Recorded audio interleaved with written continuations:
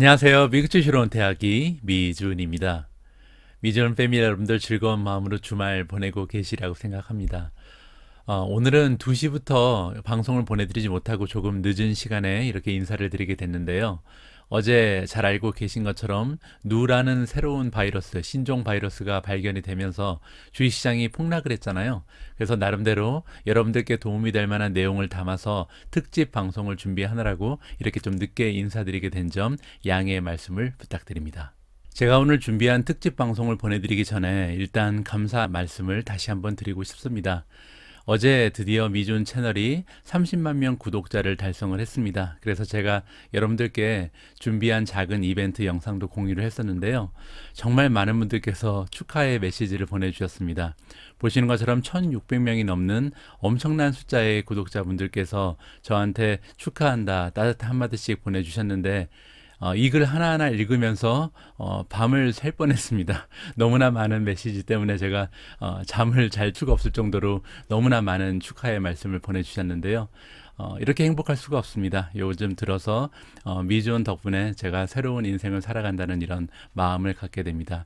다시 한번 미주원을 아끼고 사랑해 주시는 모든 구독자분들, 미주원 패밀리 분들께 진심을 담아서 감사하다는 말씀을 드리고 싶고요. 그래서 이렇게 말로만 감사드린다고 말씀드리기보다는 하나의 이벤트를 더 준비해 봤는데요. 아까 오후 6시쯤에 커뮤니티 포스팅을 통해서 여러분들과 공유 드린 것처럼 라이브 방송을 기획하게 됐습니다. 보시는 것처럼 유튜브 라이브 모임 일자는 11월 29일 월요일이고요. 저녁 8시에 시작하도록 하겠습니다. 아쉽지만 이번에는 미주 쪽에 계신 분들께서는 아마도 참여하시기 조금 어려운 시간에 시작을 할 것 같습니다. 나중에 녹화 방송 꼭 보내드릴 테니까요. 녹화 방송 함께 하시면 좋을 것 같고요. 자, 유튜브에 라이브 참석자에게 이번에 특전을 드리는데요. 일단 제가 여러분들께 드리는 스페셜한 혜택을 하나 공개하게 되고, 두 번째로 사연을 보내주신 분들 중에서 10분을 선정해서요. 투자 고민에 대해서 직접 제 나름대로 저의 의견을 공유해 드릴까 합니다. 자, 마지막으로 사연 보내주신 분 중에서 50분을 선정해서 제가 직접 사인한 미국 주식으로 은퇴하기 실전 투자편 책을 보내드릴 수 있도록 하겠습니다. 여기 밑에 보시면 라이브 모임 신청하기 폼이 나와 있습니다. 구글 폼에 들어가셔서 신청지를 작성하신 다음에 신청 완료 댓글을 다시면요. 여러분들께 아마 제가 함께 일하고 있는 기획사에서 연락을 드릴 것으로 생각이 됩니다. 많은 분들께서 꼭 함께 해주셔서요. 라이브 방송도 좀 풍성한 이런 시간이 되었으면 합니다. 11월 29일 월요일 저녁 8시 꼭 잊지 마시고요. 자, 그러면 30만 구독자를 가진 미주은의 첫 번째 방송 바로 시작합니다. 오늘 이렇게 특집 방송이라는 이름으로 방송을 여러분들과 공유하고 있는데요. 사실 기분 좋은 일 때문에 특집 방송이 나온 건 아니죠. 잘 알고 계신 것처럼 코로나의 새 변이가 발견됐습니다.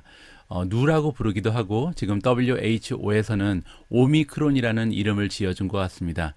굉장히 좀 전면성이 강하다 이렇게 지금 업계에서는 얘기를 하고 있는데요. 앞으로 과연 이런 누 바이러스 때문에 오미크론 때문에 어떠한 영향이 시장에 찾아오게 될지 많은 분들께서 궁금해하실 것 같아서요. 오늘은 여러 명의 그 전문가의 의견을 함께 살펴보도록 하겠습니다. 자, 어제 이렇게 오미크론이 등장하면서요.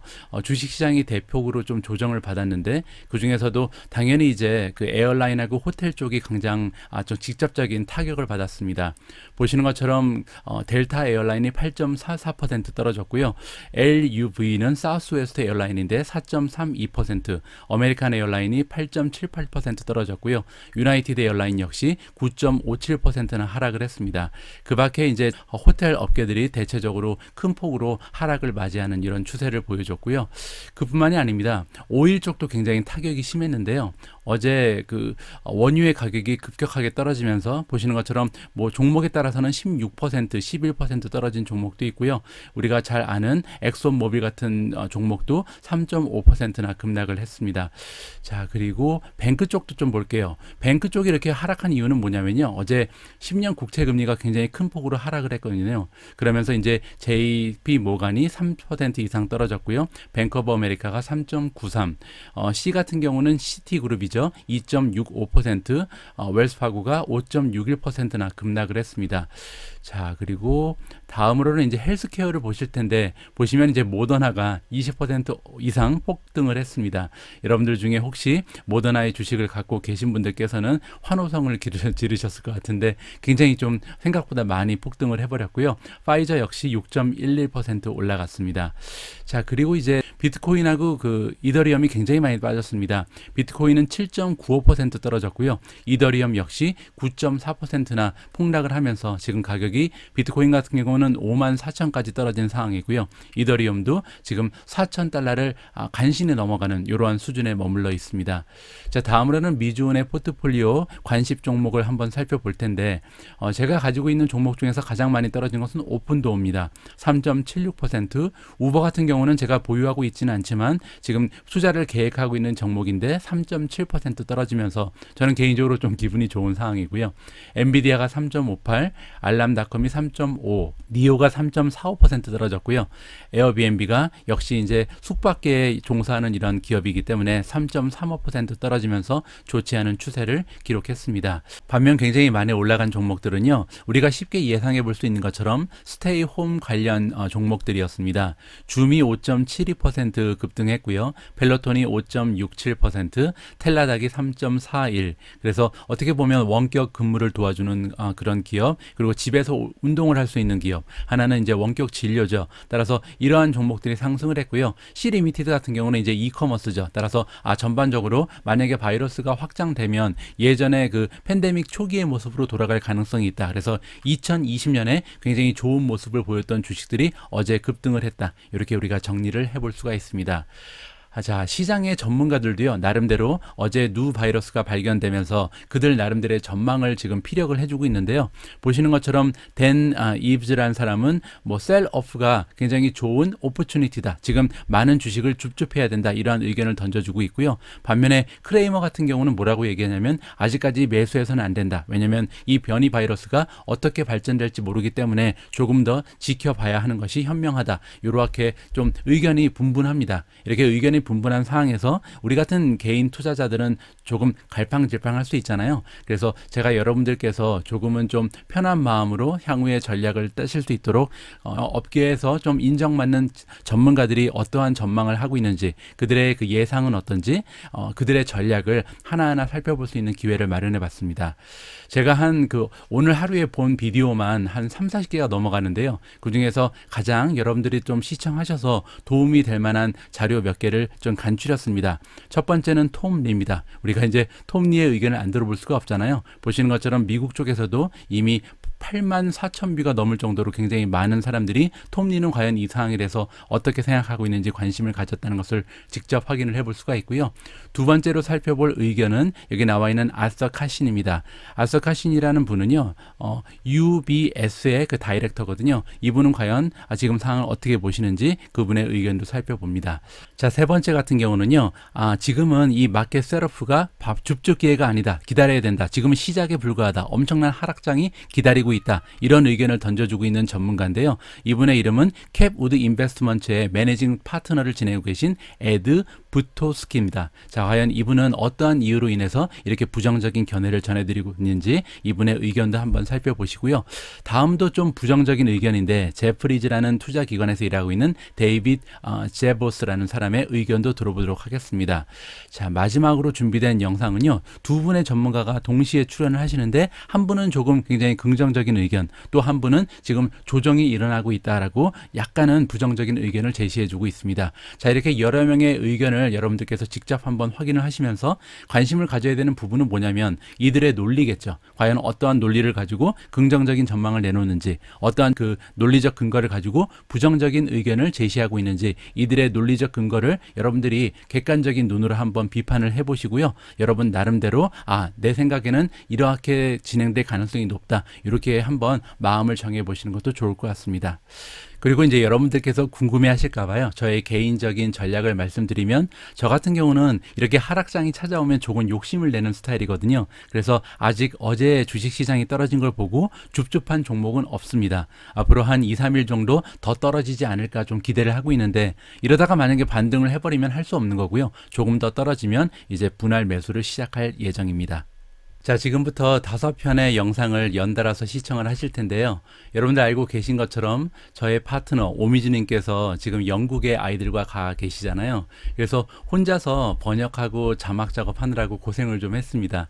나름대로는 굉장히 좀 성의 있게 준비한 영상이니까요. 마지막까지 꼭 시청을 해주셨으면 합니다. 자, 그리고 아까 공지 말씀드린 것처럼 저는 유튜브 라이브 모임 11월 29일 월요일 저녁 8시에 발랄한 모습으로 여러분들께 다시 한번 인사드릴 수 있도록 하겠습니다. 우리 모두가 미국 주식 투자로 은퇴하는 그날까지 다 함께 화이팅입니다. 행복한 하루 되세요. 감사합니다. For more on today's sell-off, let's bring in Tom Lee from Fundstrat Global Advisors. Tom, good to have you here. How are you treating today's market reaction, and what do you think about whether we should be taking this new COVID potential threat seriously as an economic event? Hi, Michael and Sarah. First of all, happy Thanksgiving or happy post-Thanksgiving. I mean, it's, today's obviously a fierce reaction, and the markets are always going to be a little worried about things that change visibility and things that can cause policymakers to panic and then eventually consumers to panic. And today is a great example of that. The VIX has already risen 45%, and the 10-year has come down dramatically. So I would be in the camp that I think today is much closer to marking the actual tradable low. Our technical strategist, Mark Newton, has called for a 3 to 5% correction that was going to start and then end in early December. I would say this is the hallmarks of this is actually today. I mean, I'm not a scientist, but there has not been a variant of COVID that has actually truly change the direction of the economy. So I know this is very alarming, but investors need to take it in stride too. So just to be clear, you're saying buy the dip. What would you be buying? Yes, I'd be. I mean, I don't want to sound like I hit the Jim Cramer button, but yes, I think we're still on track for a fierce December rally. I think it's going to be led by whatever is getting stop losses today. So Art Cashin talked about this morning. The cyclicals, I mean, casinos and hotels selling off and retailers, I mean, these are companies that dramatically cut costs and they have huge demand. And investors, I mean, unless the entire world decides to buy bonds, stocks are still cheaper than bonds. You're paying over 50 times to buy a 10-year.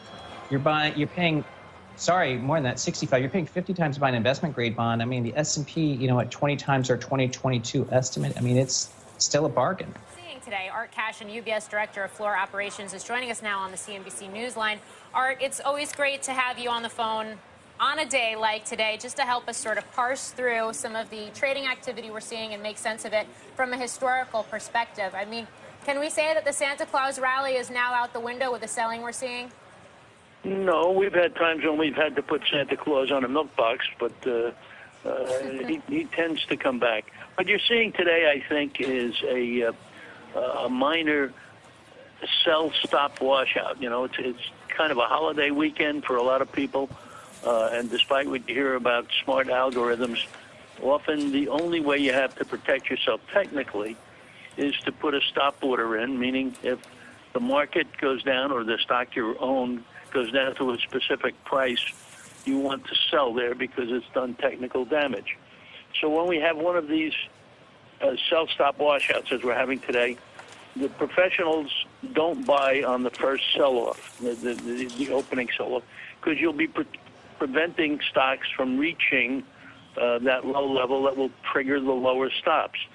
So they tend to let the market wash out on the first one and then play into the second and or third rollover. And I think that's where we are now. If you don't make another intraday lower low, then Morgan, I think you'll see some buying going into the close, not massive necessarily, but the people who waited out the sell stops will probably come in. Yeah. So in light of that, are there certain key technical levels that you're watching for the S&P or elsewhere?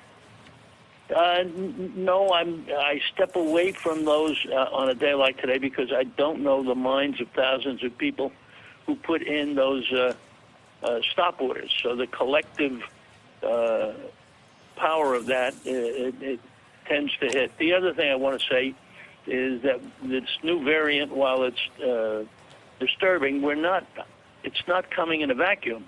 Let's not forget that Austria is having a massive lockdown. Germany was considering the same thing. This is all before the new variant, and that's why the market is as nervous as it is. But that having been said, I would watch for the action between now and noon, and if they do roll over, if they don't make a lower low, then expect some bargain hunting to come in. Art, it seems like there's some pretty clear trends in the market and pretty clear themes, and we've seen these themes before. Every time there is concerning coronavirus news and virus news that pops up, what do you make of that for investors in terms of specific stock selection? Is this the time to be much more of a stock picker as you look at just broad energy names getting sold off here and broad stay-at-home names seeing obviously positive days today? Yeah, no, I think what you're seeing is a kind of collective or regional type reaction in that if the mutation is as infectious as they're afraid of, and if it in fact is resistant to the vaccines, well, the economies are going to slow down. Therefore, we're going to need less oil, and we'll see what's going on. Another point that's been brought up on your program earlier that's important is if it does accelerate, it's going to change the whole Fed tapering thing, and that will get put on hold. So I think we've got an awful lot of stuff coming up here. I think right after Christmas, we're going to find out how transitory inflation was when things come after the buyers had tried to get what they wanted. So we may wind up with surplus product as those ships get unloaded after Christmas. So a lot of things to look at here. Jared, let's talk more strategy with our first guest for the hour. We've got Ed Butowski, Chapwood Investments Managing Partner. Ed, you heard Jared kind of pose the question for us here. Is this what we're seeing today? Is this a repricing of risk, or is this kind of a buying opportunity as you see it? I'll tell you, I don't see it as a buying opportunity. I see this as the first leg of a multi-step downward move in the S&P.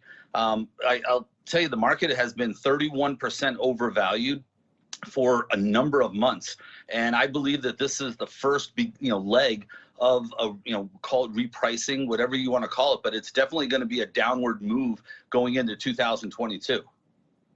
And then, sir, how are you reassessing growth projection going forward and equity valuation? What are you advising investors to do?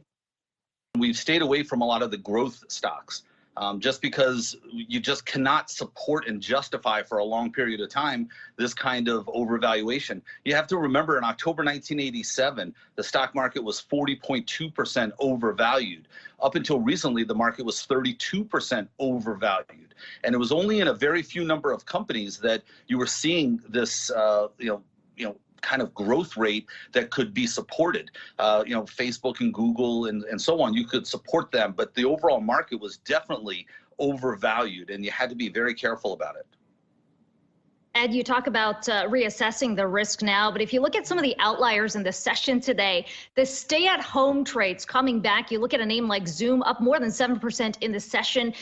Does that kind of trade make sense to you, given that we don't really have a whole lot to take away from on this new strain? We're still waiting for a broader assessment from the WHO. And is there a bit of an overreaction, or you think this is kind of the time to move back into a lot of those trades that saw huge gains on the back of last year?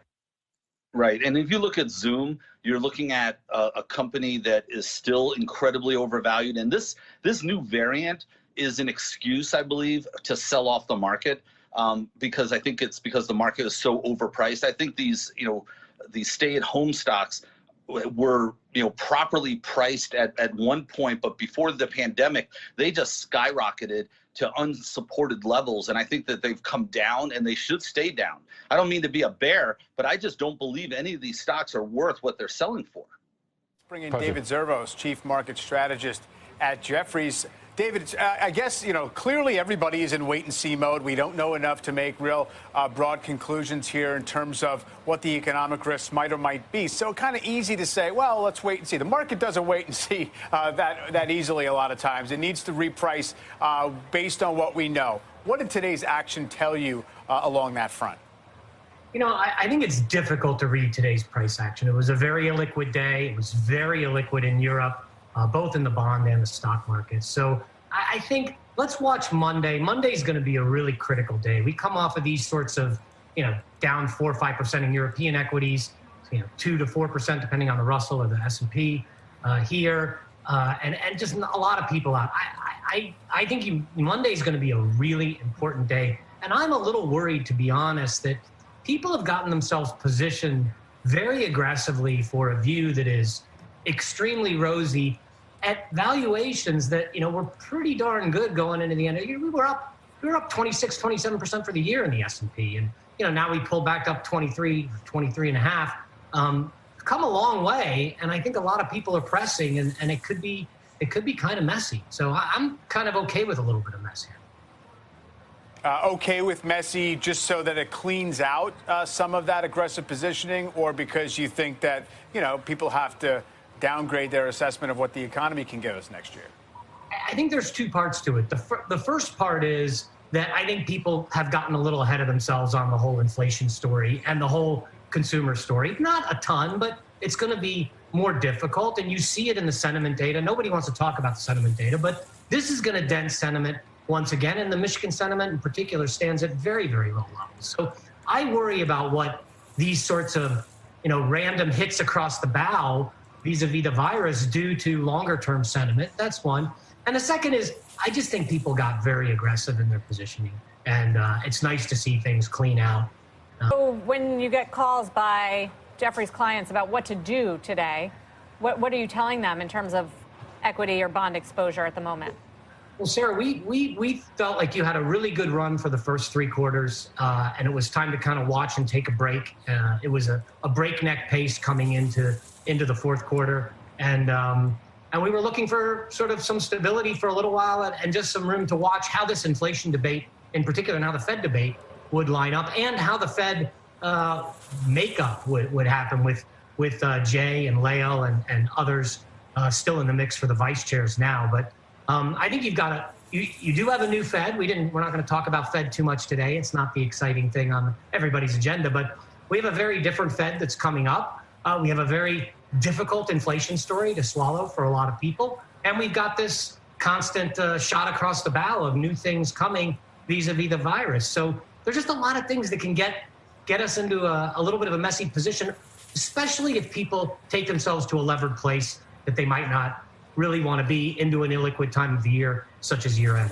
And so I'm, like I said, I don't see anything huge, excuse me, but I could definitely see a reason why we get a kind of messy couple weeks going into the Fed meeting. I don't have a problem. Is today the kind of day that you would buy the dip? Or, as Meg just outlined, is there too many uncertainties out there? It would be more prudent to really wait and see how this all plays out over the next few weeks.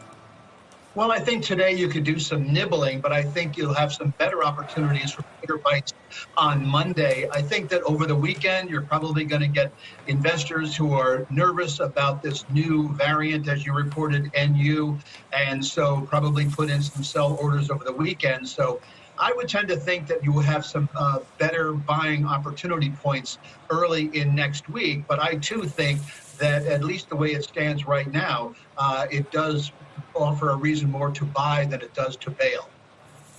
Keith, during this segment, we hit session lows for the Dow today, although we've come back a little bit since then.